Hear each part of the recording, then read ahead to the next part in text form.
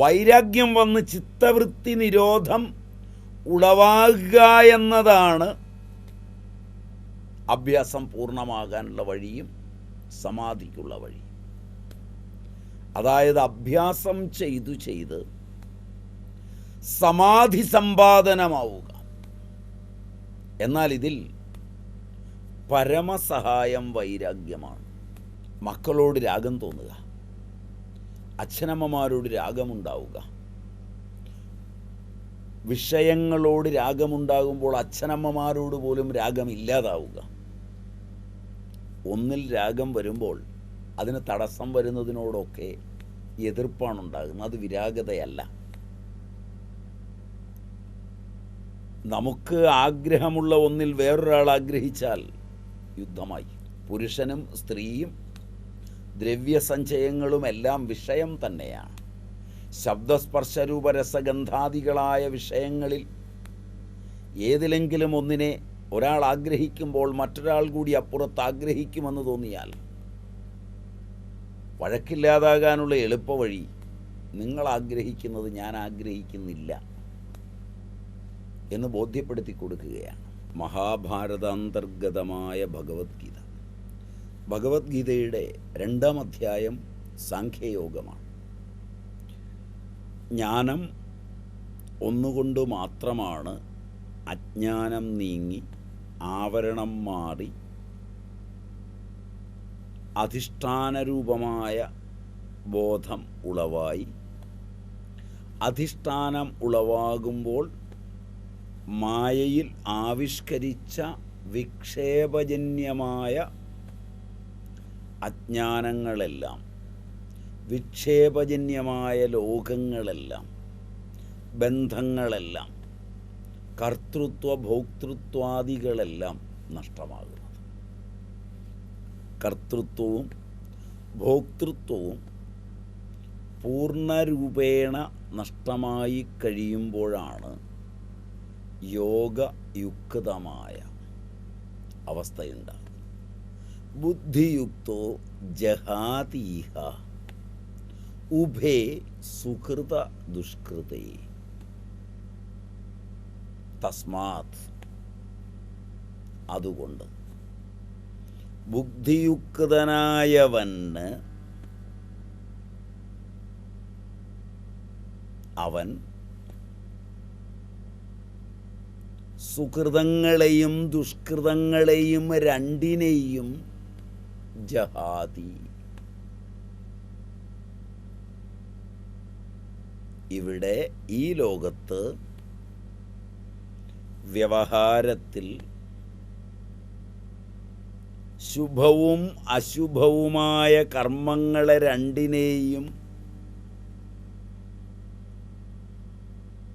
ചെയ്യുമ്പോൾ അതിൻ്റെ കർത്തൃത്വത്തിലും അതിൻ്റെ ഭോക്തൃത്വത്തിലും അഭിമാനിക്കാതെ, മമത പുലർത്താതെ, ബുദ്ധിയുക്തൻ രണ്ടിനെയും സ്വച്ഛന്തമായി ഇവിടെ ഉപേക്ഷിക്കുന്നു. അതുകൊണ്ട് യോഗായ യുജ്യസ്വ, യോഗ കർമ്മസു കൗശലം. ഈ ശ്ലോകമാണ് നാം എടുത്തു വന്നിരുന്നത്. അതിൽ യോഗം ചിത്തവൃത്തി നിരോധമാണ് എന്ന് നാം പറഞ്ഞു. യോഗ സമാധി എന്നും പറഞ്ഞു. പതഞ്ജലി അതിനെ ചിത്തവൃത്തി നിരോധമെന്ന് പറഞ്ഞു. ആ ചിത്തവൃത്തി നിരോധരൂപീ സമാധിയിൽ സഹായമായ കൊണ്ടാണ് യമനിയമാദികളും യോഗമെന്ന് തന്നെ പറയപ്പെടുന്നതെന്നും പറഞ്ഞു. വൃത്തി നിരോധ രൂപത്തിൽ കാമനാത്യാഗത്തിൻ്റെ വലിയ കൈയുണ്ട്. കാമനാത്യാഗമില്ലാതെ വൃത്തിനിരോധം സാധ്യമല്ല. അതുകൊണ്ട് സാധനാവർണ്ണനത്തിൽ പറഞ്ഞു ഭഗവത്ഗീത, അതുപോലെ തന്നെ യോഗശാസ്ത്രം ഒക്കെ അഭ്യാസം കൊണ്ടാണ് ഇത് മാറുന്നത്. അഭ്യാസത്തിൻ്റെ ആവശ്യകത യോഗസൂത്രം പറയുന്നത് അഭ്യാസ വൈരാഗ്യാഭ്യാം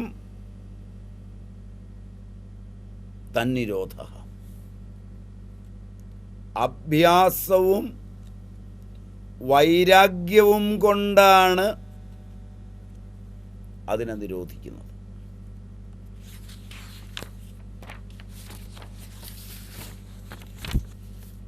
അഭ്യാസം ഏവം വൈരാഗ്യം ഇവ രണ്ടും കൊണ്ട് ചിത്തവൃത്തി നിരോധമുളവാകും. ഇത് പാതഞ്ജല വചനമാണ്. ഇതിൽ അഭ്യാസമാകട്ടെ പൂർണ്ണ സമാധി കൊണ്ട് സാധനമാണ്. അതായത് അഭ്യാസം ചെയ്ത് സമാധി സമ്പാദിക്കുക.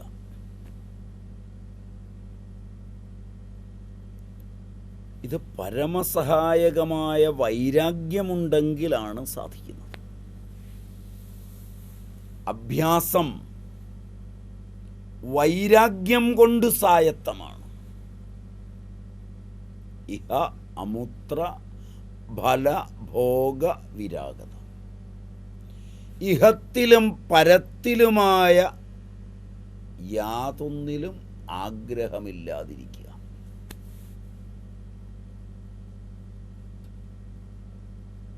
അതാണ് ഇതിനുള്ള വഴി. ഇഹപരലോകങ്ങളിൽ ഇഹലോകത്തിൽ താല്പര്യമുണ്ടാവുക.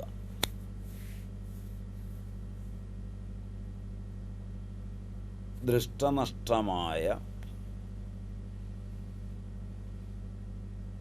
സുഖദുഃഖ കാരണങ്ങളായ വിഷയലോകങ്ങളിൽ താല്പര്യമുണ്ടാവുക സാധാരണക്കാരുടെ കാര്യമാണ്. അത് ക്ഷുദ്രമാണ്. പ്രകടമായ അജ്ഞാനമാണ്. അത് മാറും.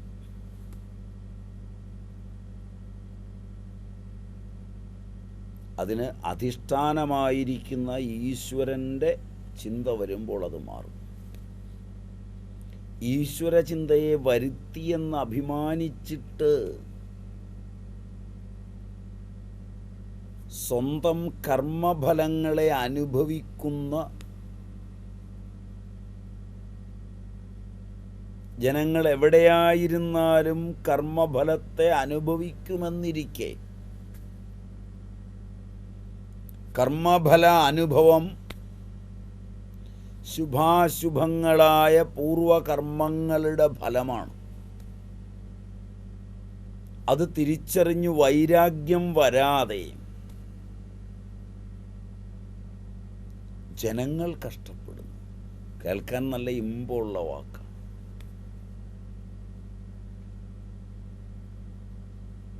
ഈ ജനങ്ങളുടെയൊക്കെ കഷ്ടപ്പാട് കാണുമ്പോൾ, അവരുടെയൊക്കെ വേദന കാണുമ്പോൾ ലോകവേദനയെ, ലോകത്തിൻ്റെ അജ്ഞാനത്തെ കാരുണ്യം കാരണമായി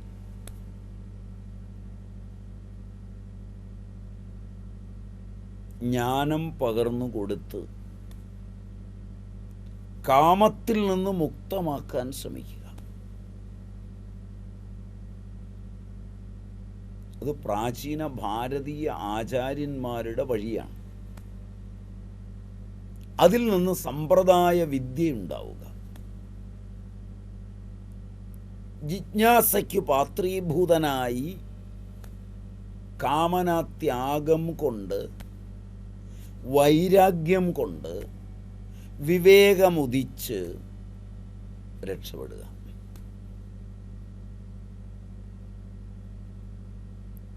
ലൗകിക വിഷയങ്ങളുടെ സമ്പാദനത്തിനോടി തളർന്ന ജനതയിൽ വിഷയലോകങ്ങൾ ക്ഷുദ്രങ്ങളാണ് എന്ന് പറഞ്ഞു മനസ്സിലാക്കി കൊടുക്കുന്നതിന് പകരം വിഷയലോകങ്ങളുടെ സമ്പാദനത്തിന് കുറുക്കുവഴികൾ, കൂട്ടായ്മകൾ, വിവേകവും വൈരാഗ്യവുമില്ലാതെ കാരുണ്യവാന്മാരായി ചമഞ്ഞ്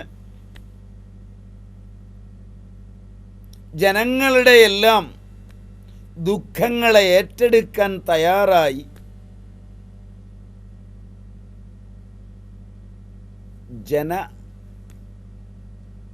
മാന്യതയെ അംഗീകരിച്ച് ലോകേഷണയിൽ ജീവിക്കുവാൻ തയ്യാറായി വരുന്ന ആളുകൾ.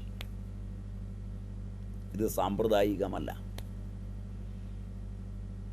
അവിടെ അവരുടെ ഒരു കാമവും ലോകത്തിൻ്റെ കാമവും ഒന്നിച്ചു പോവുകയാണ്. ഈ അഭ്യാസം കൊണ്ട് കാര്യം നടക്കില്ല. കാരണം അതിൽ വൈരാഗ്യമില്ല. വൈരാഗ്യം വന്ന് ചിത്തവൃത്തി നിരോധം ഉളവാകുക എന്നതാണ് അഭ്യാസം പൂർണ്ണമാകാനുള്ള വഴിയും സമാധിക്കുള്ള വഴി. അതായത് അഭ്യാസം ചെയ്ത് സമാധി സമ്പാദനമാവുക. എന്നാൽ ഇതിൽ പരമസഹായം വൈരാഗ്യമാണ്.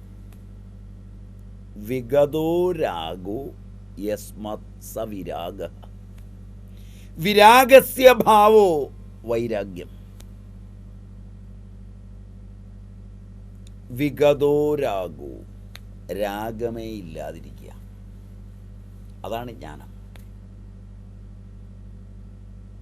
മക്കളോട് രാഗം തോന്നുക, അച്ഛനമ്മമാരോട് രാഗമുണ്ടാവുക.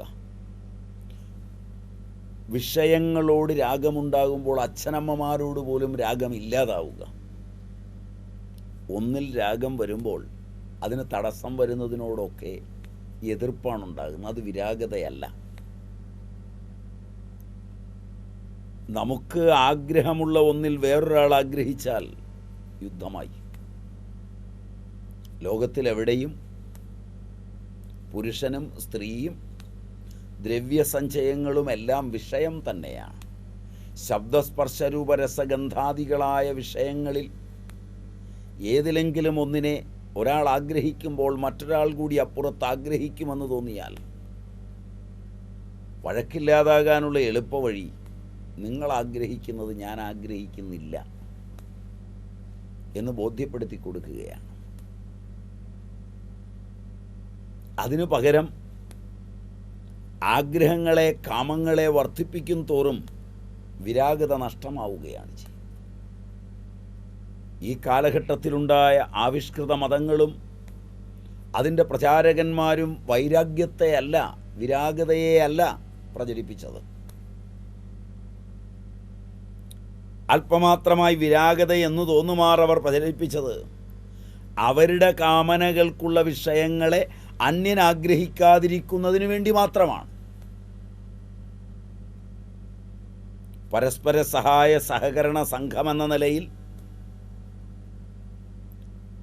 വ്യത്യസ്തങ്ങളായ കാമനകളെ വ്യത്യസ്തങ്ങളായ അളവിലും അനുപാതത്തിലും നേടിയെടുക്കുന്നതിന് വേണ്ടിയുള്ള സഹായമാണ് ഇവയൊക്കെ ചെയ്തു പോന്നിട്ടുള്ളത്. വിഗതരാഗനായ ഒരുവന് ഉള്ള ഭാവമാണ് വിരാഗത. വിരാഗിയായ ഒരുവൻ്റെ ഭാവമാണ് വൈരാഗ്യം. അതാണ് ആ പദത്തിൻ്റെ വ്യുൽപ്പത്തി. ഈ സൂത്രത്തിൻ്റെ പര്യാലോചനയിൽ ചിത്തവൃത്തി നിരോധനത്തിന് കാമനാത്യാഗം അനിവാര്യമാണെന്ന് നിശ്ചയമാണ്. അതുകൊണ്ട് നിഷ്കാമകർമ്മത്തിന് ഭഗവാൻ യോഗസംജ്ഞ നൽകി. വെറുതെ നൽകിയതല്ല. കാമമങ്ങ് പോയി കഴിഞ്ഞാൽ പിന്നെ കർമ്മം നടക്കുന്നത് സ്വച്ഛന്തമായാണ്, വിരാഗപൂർണമാണ്. അതിനുശേഷം സിദ്ധ്യ സിദ്ധ്യോ സമോഭൂത്വ, സിദ്ധിയിലും അസിദ്ധിയിലും സമമായിട്ട് സമത്വം യോഗ ഉച്യതേ എന്ന് പരിഭാഷയും പറഞ്ഞു കേൾപ്പിച്ചു. യോഗ പരിഭാഷ. ഈ പരിഭാഷയുടെ പര്യവസാനം അതേ ചിത്തവൃത്തി നിരോധരൂപി യോഗത്തിൽ തന്നെയാണ്. യോഗത്തിലാണ് ഇതിൻ്റെ പര്യവസാനം. സിദ്ധിയിൽ ഹർഷവും അസിദ്ധിയിൽ ശോകവുമാണ് സാധാരണ കാണുക. ഹർഷസ്ഥാന സഹസ്രാണി ശോകസ്ഥാന ശതാനി ച. ഹർഷസ്ഥാന സഹസ്രാണി ശോകസ്ഥാന ശതാനി ച. ദിവസേ ദിവസേ മൂഢമാവിശ്യ. ദിവസേ ദിവസേ മൂഢമാവിശന്തി ന പണ്ഡിതം. മൂഢന്മാർ ആയിരം ഹർഷസ്ഥാനങ്ങളിൽ, നൂറുകണക്കിന് ശോകസ്ഥാനങ്ങളിൽ ദിവസവും ദിവസവും ചെന്ന് പ്രവേശിക്കുന്നു. ഒന്നുകിൽ കുറേ സുഖം, മറ്റൊന്നിൽ കുറേ ദുഃഖം. സുഖദുഃഖങ്ങളുടെ സമ്മിശ്രമായ ലോകങ്ങളിലേക്ക്. ഹർഷസ്ഥാനങ്ങളേവ ശോകസ്ഥാനങ്ങൾ ഏവ. സിദ്ധിയാണ് ഹർഷസ്ഥാനം, അസിദ്ധിയാണ് ശോകസ്ഥാനം. കിട്ടുമ്പോഴെല്ലാം ഹർഷം, പോകുമ്പോഴെല്ലാം ശോകം. എന്തെങ്കിലും നഷ്ടമായാൽ പിന്നെ കുറേ ദിവസത്തേക്ക് ഒന്നും ചെയ്യാനാവില്ല. നഷ്ടമാകുന്നത് ധനമായി കൊള്ളണമെന്നില്ല, മമതയായാൽ മതി. തൻ്റെ മമത അല്പമൊന്ന് എവിടെയെങ്കിലും നഷ്ടമായാൽ പിന്നെ ഒന്നും ചെയ്യാനാവില്ല. തൻ്റെ പ്രശസ്തിക്ക് എന്തെങ്കിലും കോട്ടം തട്ടി എന്ന് തോന്നിയാൽ, അസിദ്ധമായാൽ പിന്നെ ഒന്നും ചെയ്യാനാവില്ല, ശോകമായി. അല്പമൊരു പ്രശസ്തി കിട്ടിയാൽ, അല്പമൊരു ധനം കിട്ടിയാൽ, അല്പമൊരു നേട്ടമുണ്ടായാൽ എല്ലാം ചെയ്യാമെന്നായി. ഇത് രണ്ടുമാണ് ലോകത്തെ ഭരിച്ചുകൊണ്ടിരിക്കുന്നത്. ഇവ രണ്ടും എല്ലായ്പ്പോഴുമുണ്ട്. എന്തുകൊണ്ടെന്നാൽ പ്രത്യേക കർമ്മങ്ങളുടെ പുറകെ ഇവ രണ്ടുമുണ്ട്. ഇവ രണ്ടിൻ്റെയും പുറകെ ഹർഷവും ശോകവുമുണ്ട്. ഇങ്ങനെ ദിവസം മുഴുവൻ ഇതാണ് ഗതി. ചന്തയിൽ പച്ചക്കറിയും തുണിയും വാങ്ങാൻ പോയിട്ട് ഇഷ്ടപ്പെട്ട വസ്തു കിട്ടിയില്ലെങ്കിൽ, താൻ സങ്കൽപ്പിച്ച തുണി ഉടുക്കാനാണ് ഏതെങ്കിലും മതിയെന്നല്ല, നിറം, നൂലിൻ്റെ നില, രൂപം, ഒട്ടേറെ കാര്യങ്ങളുണ്ട്. ആ ഇഷ്ടപ്പെട്ടത് തെരഞ്ഞ് ദിവസങ്ങൾ കളയും. സമയം പോകുന്നത് തന്നെ അറിയില്ല. മനസ്സ് അസിദ്ധി കൊണ്ട് മലിനമാവും. ഇഷ്ടാനുസരണം ഉള്ള വസ്തു അല്പം വില കൊടുത്തിട്ട് കിട്ടിയാൽ, ലാഭത്തിലും കൂടെ കിട്ടിയാൽ സന്തോഷമായി. കുറഞ്ഞ വിലയ്ക്ക് താൻ സങ്കൽപ്പിച്ച, താൻ ഇഷ്ടപ്പെട്ട വസ്തു കിട്ടി. ഇങ്ങനെ ദിവസം മുഴുവൻ സുഖവും ദുഃഖവും, കോപവും സന്തോഷവും സ്നേഹവും കാണാം. ഇതിൽ മാത്രം അത് സീമിതമാണോ? അല്ല. തുടർന്ന്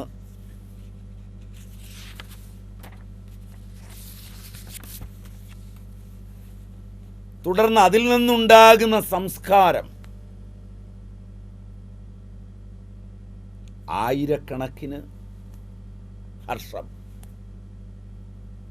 നൂറുകണക്കിന് ശോകം, അതിങ്ങനെ ഉണ്ടാകുകയാണ് ദിവസവും.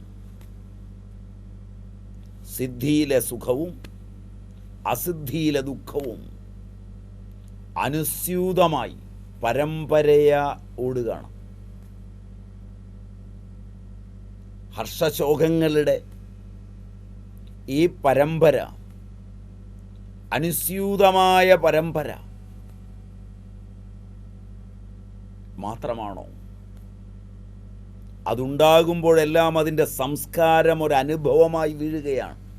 വിക്ഷേപമായി അധിഷ്ഠാനത്തെ മറച്ച് ആവരണ വിക്ഷേപങ്ങളെ ഉണ്ടാക്കി അതിൻ്റെ അനുസ്യൂതതയിൽ നിലകൊള്ളുകയാണ് ഈ ഹർഷശോകങ്ങൾ. അങ്ങനെ അത് സംസ്കാരമായി തീർന്നാൽ ഹൃദയത്തെ ദുർബലമാക്കുന്നു. ഒരുവൻ്റെ ഹൃദയം ദുർബലമാകുന്നത് സാഹചര്യങ്ങൾ കൊണ്ടല്ല, താൻ നേടുന്നതും തൻ്റെ മുമ്പിൽ നിന്ന് അകന്നു പോകുന്നതുമായ ഹർഷശോകങ്ങൾക്ക് കാരണമായ സിദ്ധി അസിദ്ധികൾ സമഭാവനയില്ലാതെ വരുമ്പോൾ അവ ഹൃദയത്തിൽ പതിയുകയും ഒരനുഭവമായി അവിടെ രേഖപ്പെടുത്തുകയും പിന്നീട് എല്ലാ കാര്യങ്ങളിലും അത് തകട്ടി വരികയും ചെയ്യും.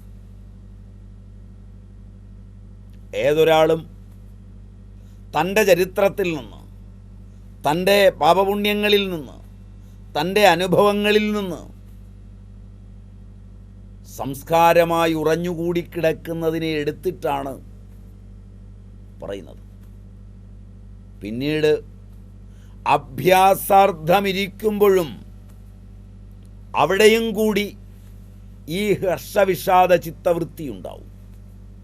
ഇവിടെയാണ് ആവിഷ്കൃത മതങ്ങളും അനുഷ്ഠാനങ്ങളും ശ്രദ്ധിക്കേണ്ടത്. ഒരുവൻ ഓടി വന്നാൽ അന്ധക്കരണം വിശുദ്ധമാകുന്ന കർമ്മയോഗത്തെ അനുഷ്ഠിക്കാതെ തലയും കുത്തി നിന്നോ പത്മാസനത്തിലിരുന്നോ ഒക്കെ അനുഷ്ഠാനങ്ങളെ ചെയ്യുകയാണെന്ന് പറയുമ്പോഴും സംസ്കാരത്തിൽ ഉറഞ്ഞുകൂടി കിടക്കുന്ന സിദ്ധി അസിദ്ധികളിലുണ്ടാകുന്ന ഹർഷശോകങ്ങൾ നിരന്തരമായി കടന്നു വരും. അതുകൊണ്ട് സിദ്ധിയിലും അസിദ്ധിയിലും സമത ഹർഷവിഷാദ വ്യാവർത്തകമായിട്ട് ചിത്ത വിക്ഷേപ നിവർത്തകമാകുന്നത് യോഗസംജ്ഞായോഗ്യമാണ്. എന്നാൽ നാം മനസ്സിലാക്കേണ്ടത് സിദ്ധിയിലും അസിദ്ധിയിലും ഹർഷവിഷാദങ്ങൾ കാമനാപ്രയുക്തങ്ങൾ തന്നെയാണ്. ഫലത്തിലുള്ള കാമനയുള്ളപ്പോൾ സിദ്ധിയിൽ ഹർഷവും അസിദ്ധിയിൽ ശോകവും ഉളവാകുന്നു. അതുകൊണ്ട് നിഷ്കാമകർമ്മത്തിൽ സിദ്ധി അസിദ്ധി സമതയിൽ വിശേഷിച്ചന്തരമില്ല. സാധ്യസാധനാഭാവം മൗലികമായി തന്നെ യോഗസ്വരൂപ കഥന മാത്രമാണ്. ഇവിടെ എത്തി പറഞ്ഞു യോഗ കർമ്മസു കൗശലം. ഭഗവാൻ യോഗ കർമ്മസു കൗശലം എന്ന് പറഞ്ഞത്. അപ്പോൾ അഭ്യാസാർത്ഥമൊരുവനിരിക്കുമ്പോൾ പോലും ഹർഷവിഷാദ ചിത്തവൃത്തി ഉളവാകും. അതുകൊണ്ട് സിദ്ധിയിലും അസിദ്ധിയിലും സമത. അപ്പോഴാണ് ഹർഷവിഷാദ വ്യാവൃത്തി. ഹർഷവും വിഷാദവും വ്യാവർത്തകമാക്കിയാൽ ചിത്തവിക്ഷേപ നിവൃത്തിയുണ്ടാവും. ചിത്തത്തിലെ വിക്ഷേപങ്ങൾ നിവർത്തിക്കും. ചിത്തവിക്ഷേപ നിവർത്തകമാകുന്നത് യോഗം. ചിത്തത്തിൻ്റെ വിക്ഷേപം കാമം അത് നിവർത്തിച്ചു. അത് യോഗസംജ്ഞയ്ക്ക് യോഗ്യമാണ്. അപ്പോൾ നാം മനസ്സിലാക്കേണ്ടത് സിദ്ധിയിലും അസിദ്ധിയിലും ഹർഷ ഫലത്തിനുള്ള കാമനയുള്ളപ്പോൾ, അതുപോലെ തന്നെ ശോകത്തിനുള്ള തലമുള്ളപ്പോൾ രണ്ടും സമമാകുന്നതെങ്ങനെ? ഉത്തമമായ യോഗദർശനത്തെ ഭഗവത്ഗീതയുടെ അന്തർദർശനത്തിൽ ഒതുക്കി അർജുനനെ നിമിത്തമാക്കി മഹാജനങ്ങൾക്ക് ആനന്ദമുളവാക്കുവാൻ പര്യാപ്തമായി ഉപദേശിച്ചു തന്ന ശ്രീകൃഷ്ണചന്ദ്രൻ്റെ മഹാമനസ്കതയ്ക്ക് മുന്നിൽ ഭക്തിപൂർവം നമുക്ക് നമിക്കാം.